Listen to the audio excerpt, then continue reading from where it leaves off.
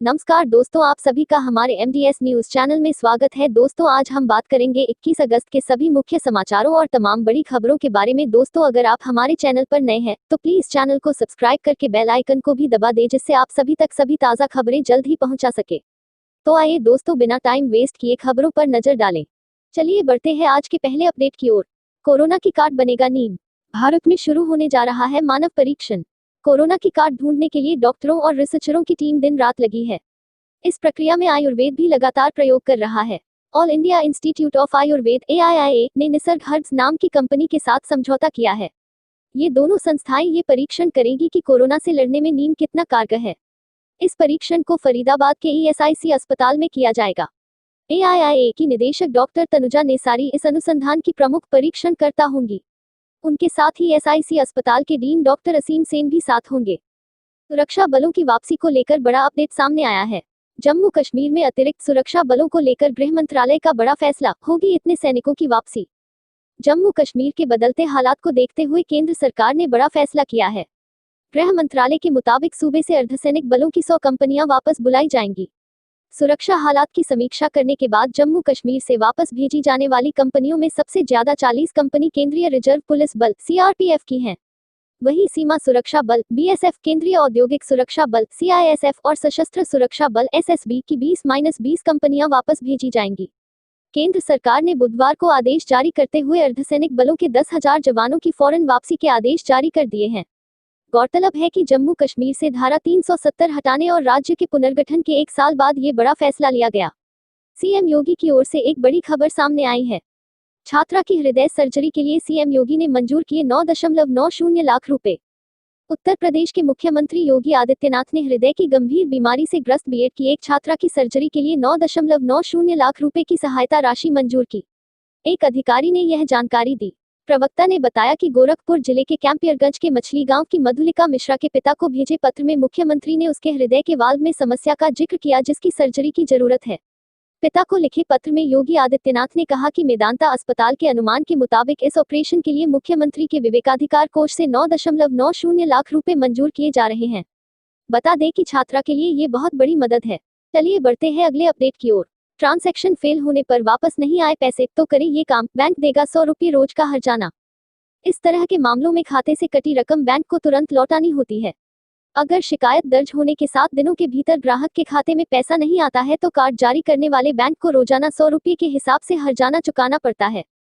Fail transaction के मामले में RBI के ये नियम 20 सितंबर 2019 से लागू हैं। चलिए बढ़ते हैं अगले अपडेट की ओर। मोदी सरकार ने बताया, एक राष्ट्र एक राशन कार्ड योजना पूरे भारत में मार्च तक शुरू करने के प्रयास जारी। केंद्र ने बुधवार को कहा कि एक देश एक राशन कार्ड योजना का कार्यान्वयन इसकी शीर्ष प्राथमिकताओं में है और अगले साल मार्च तक इस सुविधा को पूरे देश में लागू करने के प्रयास किए जा रहे हैं। खाद्य मंत्रालय ने एक बयान में कहा, एक देश एक ration card one nation one ration card योजना राष्ट्रीय खाद्य सुरक्षा अधिनियम NFSA के तहत आने वाले सभी पात्र राशन कार्ड धारकों या लाभार्थियों को देश के किसी भी हिस्से में अपना राशन प्राप्त कर सकने का एक विकल्प प्रदान करेगा। NFSA के तहत केंद्र प्रत्येक व्यक्ति को प्रति माह 5 किलोग्राम खाद्यान्न प्रदान करता है, जो लगभग 80 करोड़ लाभार्थियों को 2-3 रुपये प्रति किलो के अत्यधिक रियायती मूल्य पर मिलता है। सभी राज्यों एवं केंद्र शासित प्रदेशों ने एक राष्ट्र एक राशन कार्ड योजना के तहत राष्ट्रीय पोर्टेबिलिटी को लागू करने की इच्छा दिखाई है और लगभग सभी ने खाद्य विभाग के साथ समझौता ज्ञापन MOU पर हस्ताक्षर किए हैं। LIC की ओर से भी एक और बड़ी स्कीम है। LIC की इस पॉलिसी में रोजाना 129 रुपये जमा कर पा सकते हैं 66 लाख रुपए। आज हम आपको LIC की जीवन आनंद पॉलिसी के बारे में बताएंगे।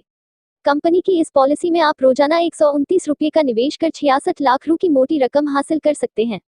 इसके साथ ही यह पॉलिसी आपको लाइफ टाइम 15 लाख रुपए का रिस्क कवर भी मुहैया करती है। यह एक पार्टिसिपेटिंग गैर लिंक्ड पॉलिसी है जो निवेशकर को सुरक्षा और बचत मुहैया करवाती है। इस पॉलिसी में रिस्क कवर भी दिया जाता है। पॉलिसी की मैच्योरिटी पर सम एश्योर्ड के साथ अन्य लाभ भी दिए जाते हैं। यह एक एंडोमेंट पॉलिसी है, लिहाजा इसमें निवेश और बीमा दोनों का लाभ पॉलिसी धारक को मिलता है। पॉलिसी 15 से 35 साल टर्म के साथ आती है। 18 से 50 वर्ष तक का कोई भी व्यक्ति पॉलिसी में निवेश करने के लिए पात्र है। न्यूनतम सम एश्योर्ड 1 लाख रुपये और अधिकतम सीमा निर्धारित नहीं है। मोदी सरकार की ओर से एक और बहुत फायदेमंद स्कीम। मोदी सरकार की स्कीम में अपनी पत्नी के नाम से खुलवाएं अकाउंट, हर महीने उनको मिलेगी मोटी इनकम। अगर आप अपने परिवार के अकेले कमाने वाले हैं और पत्नी होम मेकर है तो थोड़ी चिंता रहती है। अब इस चिंता को आप मोदी सरकार, मोदी गवर्नमेंट स्कीम की इस स्कीम में पैसा लगाकर खत्म कर सकते हैं। साथ ही आप अपनी पत्नी को आत्मनिर्भर बना सकते हैं ताकि आपके अनुपस्थिति में उनके पास एक रेगुलर इनकम आती रहे। ऐसे में आप सरकार की नेशनल पेंशन स्कीम में निवेश करके अपनी पत्नी को आत्मनिर्भर बना सकते हैं। पत्नी के नाम पर new year pension system NPS account खोल सकते हैं। एनपीएस अकाउंट आपकी वाइफ को 60 साल की उम्र पूरी होने पर एक मुश्त रकम देगा। साथ ही हर महीने उन्हें पेंशन के रूप में रेगुलर इनकम भी होगी। एनपीएस अकाउंट के साथ आप तय कर सकते हैं कि आपकी वाइफ को हर महीने कितनी पेंशन मिलेगी।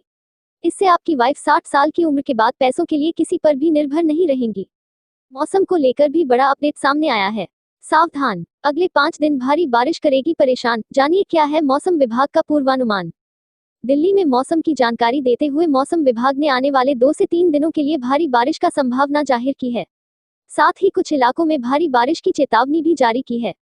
दिल्ली में बीते मंगलवार को पूरे दिन काले बादल छाए रहे और तमाम जगहों पर हल्की फुल्की बारिश भी हुई, जिससे दिल्ली में लोगों को गर्मी से तो राहत मिली ही और तापमान में भी गिरावट दर्ज की गई। विभाग ने दिल्ली के लगे हुए हरियाणा, पश्चिमी यूपी और राजस्थान सहित अन्य कई राज्यों में भारी बारिश का अलर्ट जारी किया गया है। जानकारी देते हुए मौसम विभाग ने महाराष्ट्र के तटीय, पश्चिमी और मध्य हिस्सों में भारी से बहुत भारी बारिश होने का अनुमान जाहिर किया है। राजस्थान के कई हिस्सों में बीते 24 घंटों के दौरान हल्की से मध्यम दर्जे की बारिश दर्ज की गई है। कोरोना वैक्सीन को लेकर एक बहुत बड़ा अपडेट सामने आया है। आईसीएमआर ने संसदीय समिति को बताया, सरकार फैसला करे तो कोरोना की वैक्सीन को आपात मंजूरी देने पर विचार संभव। भारतीय आयुर्विज्ञान अनुसंधान परिषद आईसीएमआर के एक शीर्ष अधिकारी ने बुधवार को एक संसदीय समिति से कहा कि देश में विकसित किए जा रहे कोविड-19 रोधी 2 टीकों के दूसरे चरण का क्लिनिकल परीक्षण लगभग पूरा हो गया है और केंद्र सरकार के फैसला करने पर किसी टीके को आपात मंजूरी देने पर विचार किया जा सकता है। आईसीएमआर के महानिदेशक बलराम भार्गव ने गृह मामलों की संसदीय स्थायी समिति के सदस्यों को सूचित किया कि भारत बायोटेक, कैडिला और सीरम इंस्टीट्यूट ऑफ इंडिया द्वारा विकसित टीके परीक्षण के विभिन्न स्तर पर हैं। बैठक में मौजूद एक सांसद ने यह जानकारी दी। भारत बायोटेक और कैडिला द्वारा विकसित किए जा रहे टीकों का दूसरे चरण का परीक्षण लगभग पूरा होने वाला है। इसी बीच एक बड़ा अपडेट सामने आया है। श्रीनगर हाईवे पर उतर सकेंगे लड़ाकू विमान, हवाई पट्टी के लिए बिहार यूपी में भी जमीन की तलाश शुरू। राष्ट्रीय सुरक्षा के मद्देनजर देश भर में चुनिंदा 28 नेशनल हाईवे पर लड़ाकू विमानों की इमरजेंसी लैंडिंग के लिए हवाई पट्टी बनाई जा रही है।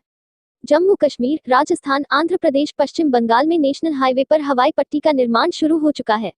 इसमें सबसे पहले बनिहाल श्रीनगर हाईवे की हवाई पट्टी जनवरी माह तक लड़ाकू विमानों के लिए तैयार हो जाएगी। सरकार ने निर्माणाधीन शेष हवाई पट्टियों को नए साल तक पूरा करने का लक्ष्य रखा है। भारतीय राष्ट्रीय राजमार्ग प्राधिकरण एनएचएआई के एक वरिष्ठ अधिकारी ने बताया कि बनिहाल श्रीनगर नेशनल हाईवे के 5 किलोमीटर हिस्से को हवाई पट्टी के रूप में विकसित किया जा रहा है। चलिए दोस्तों, आज के लिए बस इतना ही। अब कल मिलेंगे देश भर की तमाम बड़ी व छोटी खबरों के साथ। दोस्तों, अगर आप हमारे चैनल पर नए हैं तो प्लीज चैनल को सब्सक्राइब करके बेल आइकन को भी दबा दें और रोजाना ऐसी वीडियोस को लाइक कर शेयर करना ना भूलें। धन्यवाद।